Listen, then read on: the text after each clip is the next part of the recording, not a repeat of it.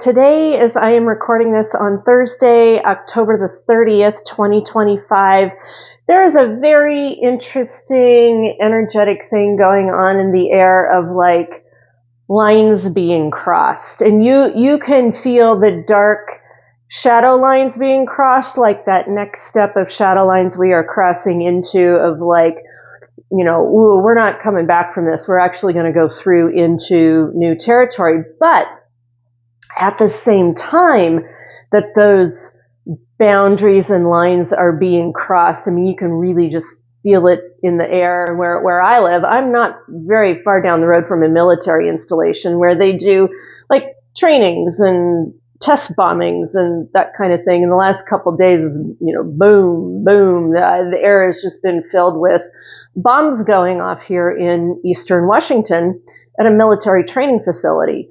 And like, as that's happening and my spirit team has been talking about lines being crossed, there's other lines being crossed. And that is 5D lines are being crossed. And so I don't know if you can tell in your own life. I can definitely tell in mine. There is this sensation of like stepping through, stepping up, anchoring into higher, more anchored, higher vibrational frequency, light ground.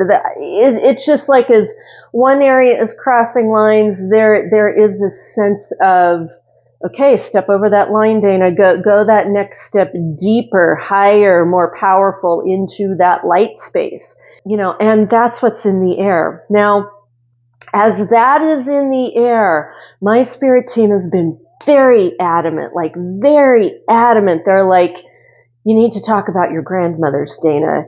And it's not just that. It's like you need to talk about the grandmothers. So I'm going to be telling you a story about my grandmothers, but I'm really hoping you also pick up on the energy of like the grandmothers in the air, the ancestors in the air. And this all connects into that theme that Spirit had me begin with at the top of the week on Monday. And they had me talking about my grandfather and familial lineage trauma recall from World War II and 7 generations and recoding work and, this work coming up right now. And I keep taking steps with this. And so today is a real turning point day on All Hallows Well, and Day of the Dead was held earlier in Mexico and the Latinx community, like right around this Day of the Dead, remembering our elders, the ancestors, and this crossing of lines, shadow world crossing deeper into the shadow, and that giving us more access to cross deeper into light and hold the light matrix of 5D and beyond stronger, firmer here. Like we are at apex turning moments in spirit world. Today has been like, talk about the grandmothers. Talk about the grandmothers. And so to celebrate all of that, I'm going to share a little bit about my grandmothers. I haven't really done that. I'm going to share about my maternal grandmother and my paternal grandmother.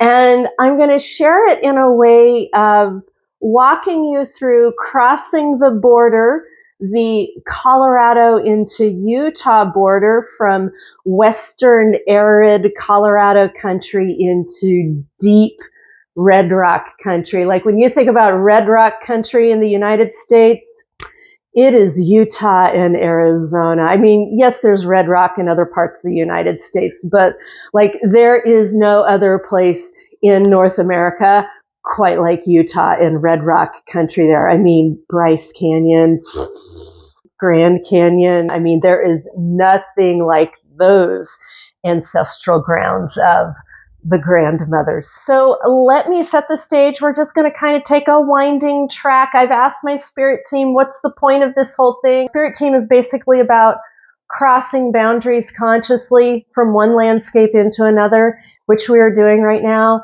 and also celebrating the ancestral lines, the positive nature of the ancestral lines, especially our matriarchy, the mavens, the matriarchy, the grandmothers of our ancestral line. So here we go. It is top of 2022.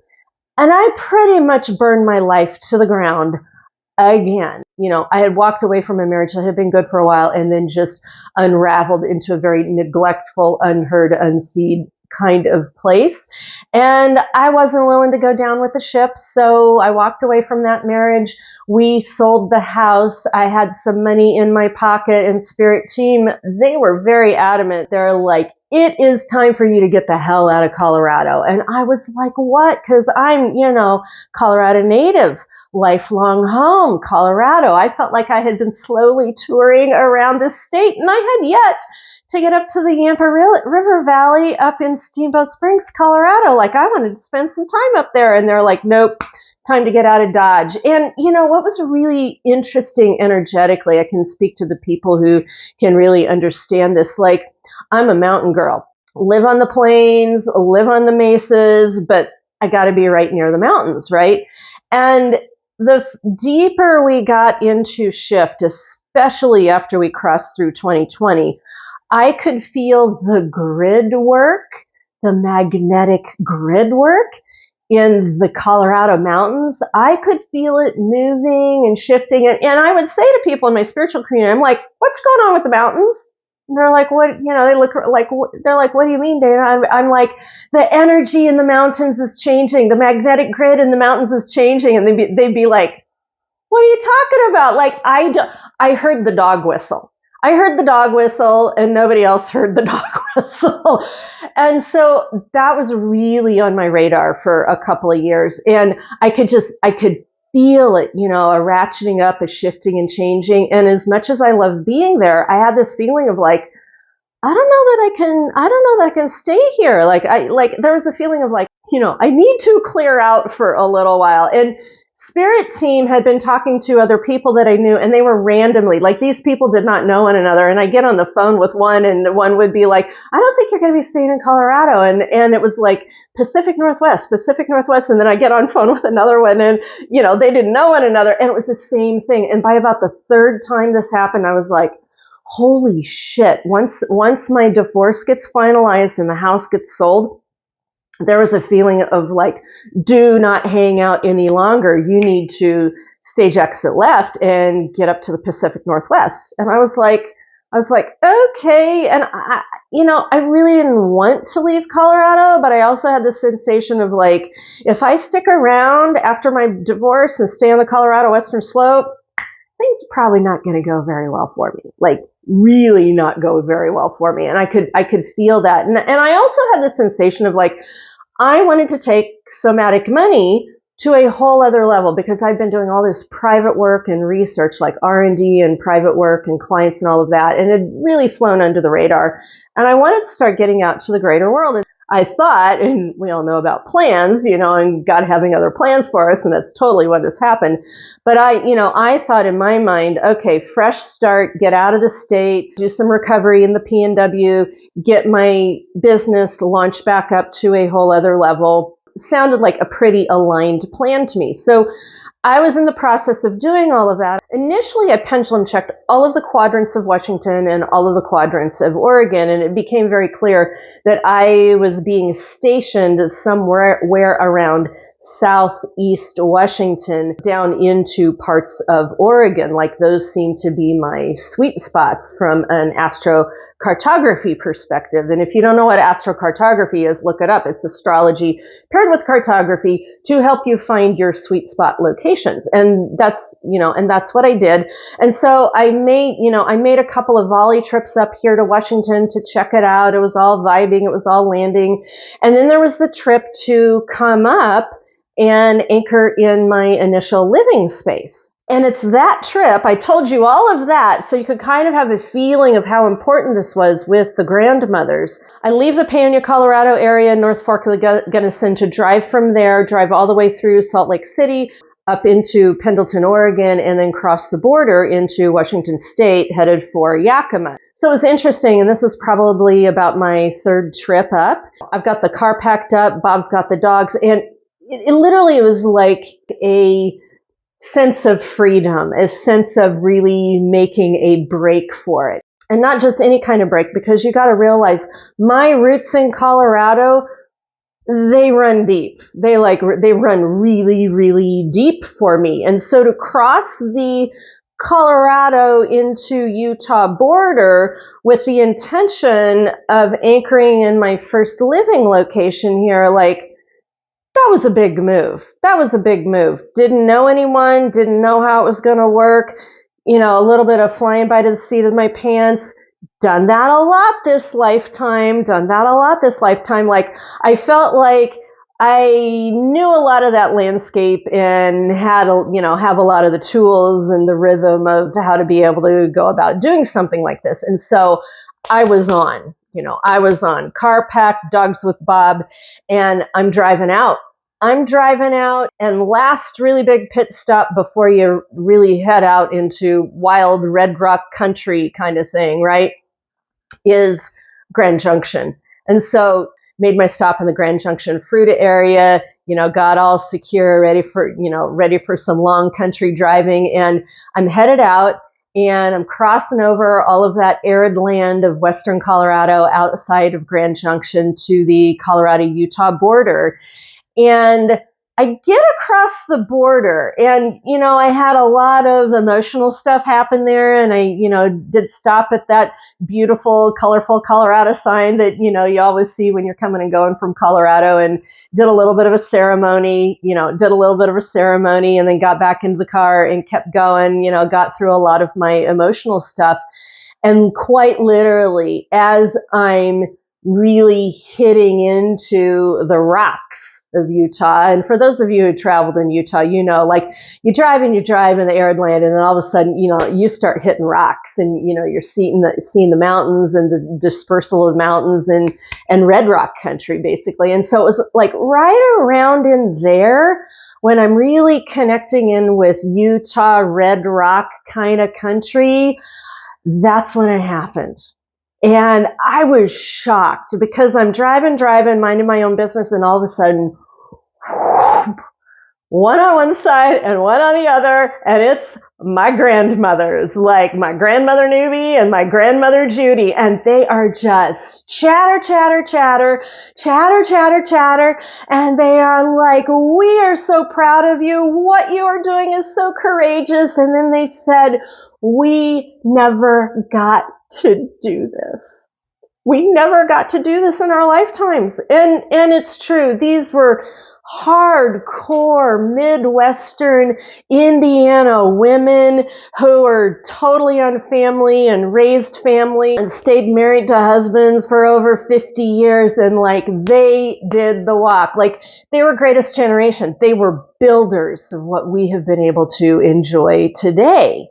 And so they're showing up in my ears, one on one side, one on the other, and they're celebrating me, and they're celebrating the fact that they get to come along for the ride and enjoy through their granddaughter what they never got to enjoy for themselves, which was a sense of freedom, a sense of being a liberated maven, making choices on her own and doing, doing what she wants to do, seeing the open road and just going for it. And it was like, as I broke across a lot of my old matrix in Colorado, all of a sudden it opened up this space in Red Rock Country for both of my grandmothers to show up and go, we're here. And, of course, like, I'm weeping and I'm laughing, and I can just so vibrantly feel them in my energy field and feel their love for me and their proudness for me and their joy and their celebration of like, we get to do this with you. And so to have that happen in a moment where, like, I knew what I was headed into, like, I was going to be alone for a while, and to have them show up, especially as I've been letting family go off the back end, like, you got to know another piece of this is, like, I have been no contact with my parents I tried to count it up. It's got to be at about 7 or 8 years at this point. Like I very consciously went no contact with my parents simply because my body couldn't handle it.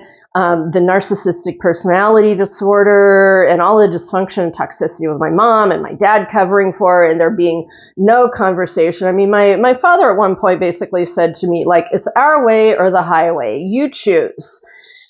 And so I chose. I was like, I gotta choose myself. I gotta choose my health and my mental well-being and my emotional well-being. And like up to that point, like a couple years prior to me leaving Colorado, at one point my ex-husband Bob had said to me, he's like, Dana, you gave them so many chances.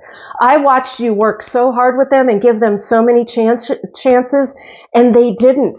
And he was basically like, it's not on you, it's on them. So when I crossed over that Colorado-Utah border into Red Rock country, knowing I was going to anchor myself by myself in a completely brand new state that was not Colorado and was not Indiana and did not have anything to do with family. And I really didn't know anybody in Washington except for a little bit up in the Seattle area. There's just a hint enough of a thread for me to go. Like, I really, from a family lineage perspective, I was breaking out in a way that no one in the family had ever done or even considered doing. So then to have my grandmothers begin to show up, not even a half an hour or 45 minutes over that Colorado-Utah border, like, you have no idea the impact that had on me, because like these women were true blue hardcore family women. Like, they towed the line, and I wasn't able to toe the line like they did, because I knew I would, first marriage abusive, second marriage neglectful, toxic dysfunctional family, like, the body and the psyche that I landed into this lifetime. My boilerplate, my blueprint, it was not set up to toe the line like that. And so to have my grandmothers, who were true blue line towers, but mavens in their own right, like powerful, strong, matriarchal women in their own right. Like, these women were crazy powerful, as independent as they could be in their own way in the life that they had. So to have them show up for me that way as I crossed over a very powerful border, not only from state to state, but in my life, to have them show up and go, we are here with you. Like, it meant so much in so many different ways, on so many different levels. And I would say that was the beginning, that event, that energy event with my grandmothers was the beginning of a brand new relationship with both of them. I would say since I have been in Washington, a little bit initially, then not so much for a while, but then especially these past 2 years, I have been developing this teamwork relationship with my grandmothers in a way that I didn't think was possible across the veil. And, it's kind of crazy funny, because like some of the ways that they show up, like some of the ways that they show up really exemplifies who they are. And then some of the ways they show up, they kind of make fun of themselves. And some of the ways that they show up, it shows how much they are evolving on the other side of the veil. Like, they're not staying stagnant over on the other side of the veil. And I think one of the things that warms my heart is that anytime they show up, I can feel the connections to the rest of the family and the rest of the cousins and the rest of the aunts and uncles. And I can feel how they're connected and working with all of us. They're present with all of us. And so at a time that I no longer have family, like I no longer have family. I no longer have the safety net of family. I no longer have the connection of family. But at the same time, the very rich presence of spirit world has not left me alone and has stepped up to the plate, including my grandmothers. So let me tell you about these two women. Now,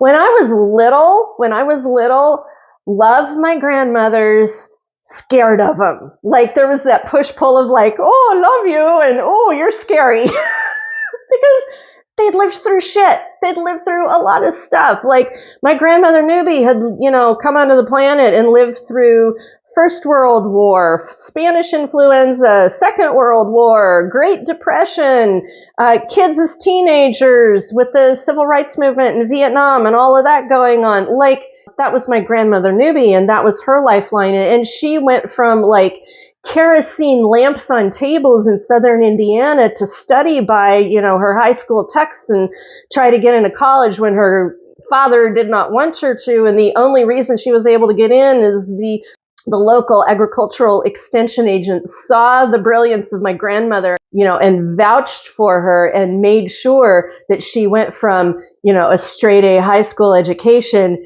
into college. And my grandmother, like, she worked in the fields alongside her dad. Like, her two brothers really didn't fare very well, but she had this like stalwart energy. She worked in the fields with her dad. She went to school. She got a rip-roaring grade A education in southern, in Seymour, Indiana, got herself to Indiana University, and she went from kerosene lamps and horse and buggy days, and by the time the internet hit, like, when all of us cousins were in college, she figured out really rapidly, she was a really smart lady, she figured out really rapidly that if she wanted to talk with her grandkids, she needed to get on the internet. And so she had my mother and my Aunt Peggy like set up my internet connection because I want to talk with those grandkids on that email thing. What's that email thing? And so she went all the way from kerosene, horse and buggy, women not having the vote, women were still property, could barely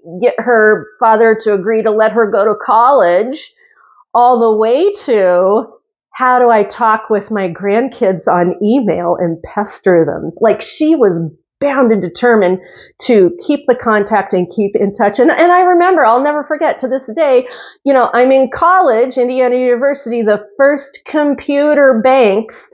And that's right. Those of you millennials and 20-somethings, when the internet first started coming through, we actually had to go to rooms filled with computers to do this thing called email to be able to do digital internet exchange with one another. And I will never forget going into the Indiana University Student Union down into a little bit of the bowels of the building, and they set up this Apple Mac room, and you just take a station at one of the computers, and I boot up my little account, and there would be my emails from my grandmother Newbie amidst all of my communications with all of my college buddies. So that tells you a little bit about the tenacity of my grandmother, like everything that she lived through. And I should also say, like, yeah, when she graduated from Indiana University, she graduated magna cum laude because she knocked the tops off of the books right there within classrooms filled with men, because she was doing mathematics and science right alongside all of them. And when she got done with her college education, she graduated right in the middle of the Depression.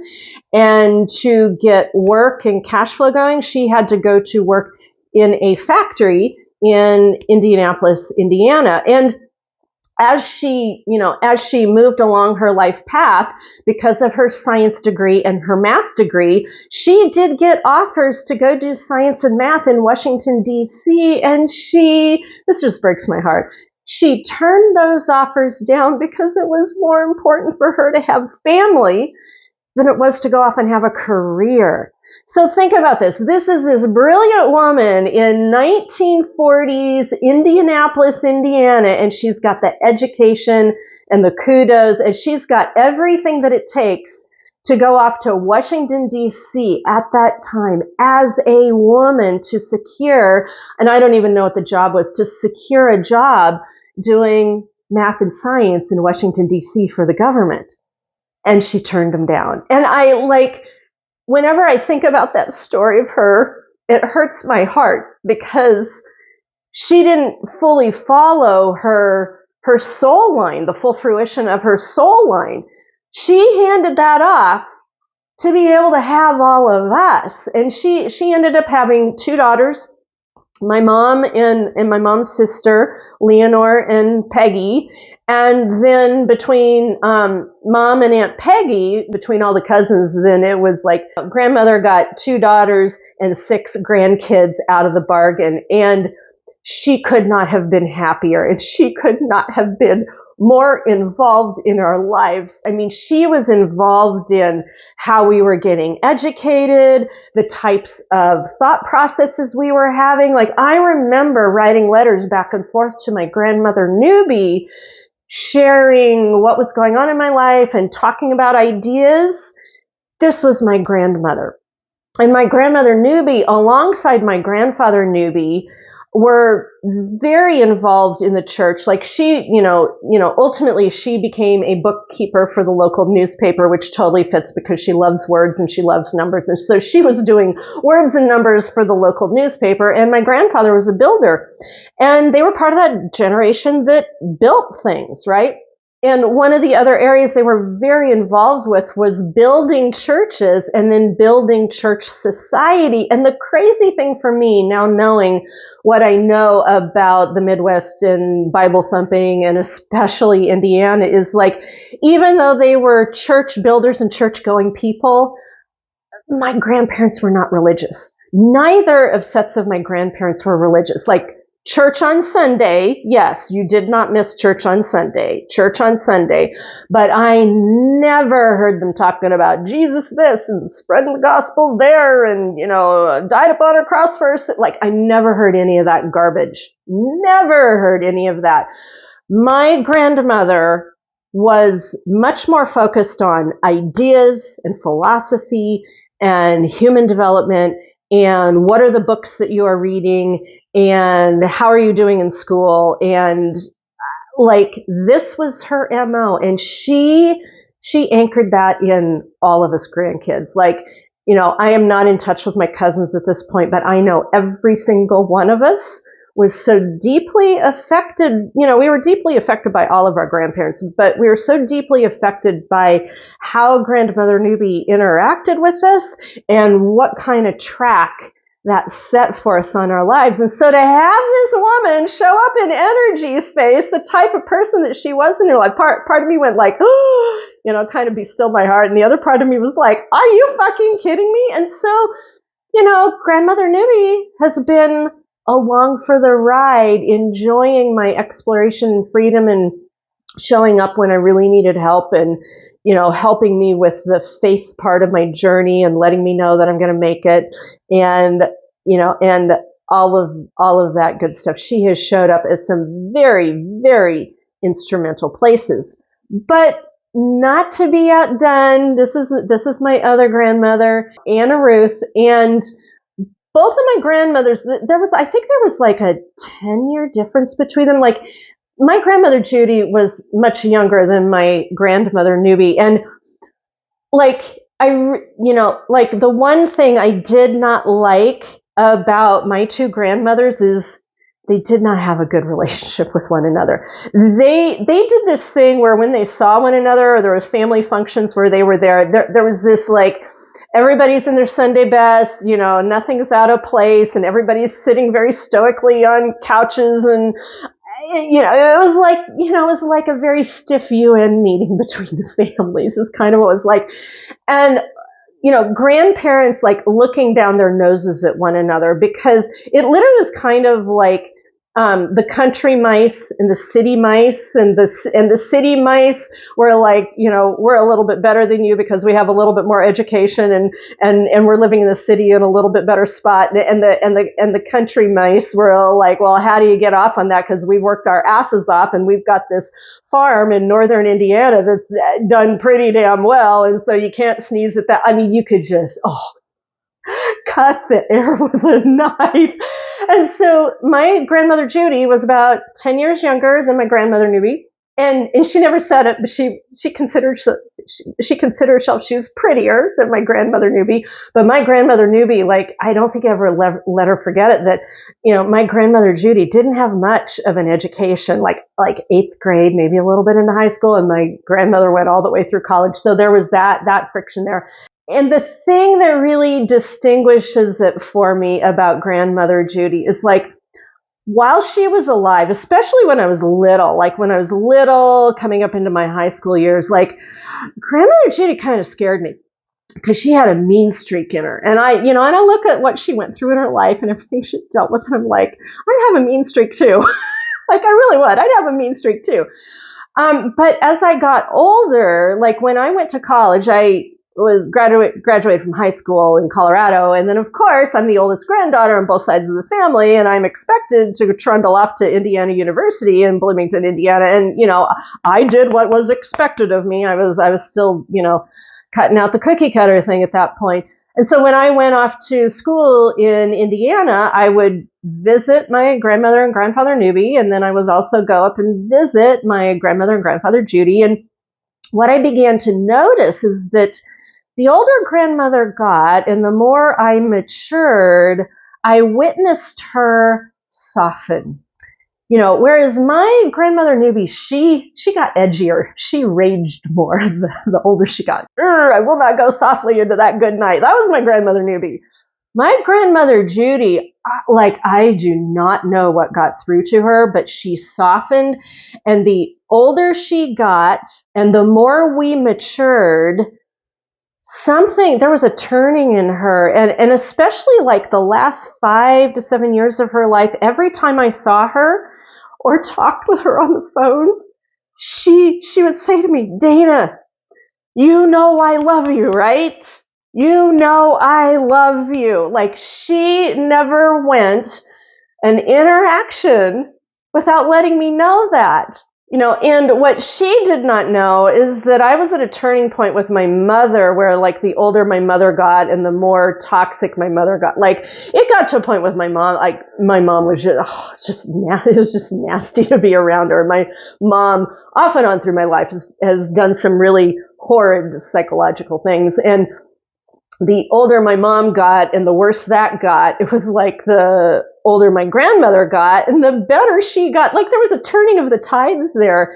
And maybe my grandmother Judy knows now, but my grandmother Judy did not know at that time that at a time when my mother was exuding everything opposite of love to me, my grandmother Judy was exuding everything of you are loved and I love you. And the closer I get to this death line, like I think she saw her death coming and she wanted to make sure she was good with everybody, but not in a surface way. Like she was doing her work. She was doing her work in the best way she knew possible. And some part of me, like, I got it. She got through to me. And so when she showed up here, down home, farm, northern Indiana, grandmother, Midwestern, baked pies, like she was the epitome of the whole thing. She worked just as hard right alongside my grandfather Judy to make that farm run from, 1940s on, to make that farm run and make something of it. And damn, they did a bang up job. And so when grandmother Judy showed up on my shoulder, kind of like, I'm here, and grandmother knew I'm here. It's funny knowing the friction between the two of them. They both showed up at the same time. And grandmother Judy showing up like that as I'm driving into Red Rock Country, there's that old familiar feeling of, remember, Dana, no matter what, I love you. And that resonated when she showed up over my shoulder. And so I drove off across that Colorado-Utah border into God knows what I was going to experience. I thought I knew what I was going to experience, but nothing even close has happened to that experience. As I drove across that border into unfettered territory, I had and still have both of my grandmothers sitting on my shoulders, helping me out intermittently along the way. And so I'm going to leave that with you as we cross over into unmarked territory of what is happening with all of us here in the United States at this time. And as we are as we are marking over into unmarked territory of the 5D and learning for the first time in whole brand new ways how to work with this light field. I want to remind you that even though sometimes we carry, like I talked about in the last video, sometimes we carry the trauma, the CPTSD, the PTSD from our family line, we also have with us the good stuff from our ancestral line. And so I want to leave that with you that, you know, no matter what's going on in our country today, and no matter if we don't know how to navigate what's going on both in Shadowland and Light World land, we have guides with us, both our spirit world guides and our ancestral roots. The good things of the ancestral roots that got us to where we are today. And they are showing up with us to go across those borders, to help us in our daily lives in ways we cannot even imagine. And I am just here to remind you of that. So I leave that with you as we head off into a very powerful weekend. Have a lovely Halloween, celebrating our ancestral roots. And mwah, that's what I've got for you for now. Thank you for being here. Make sure you keep walking forward to meet those miracles along the way. And I will see you in my next video.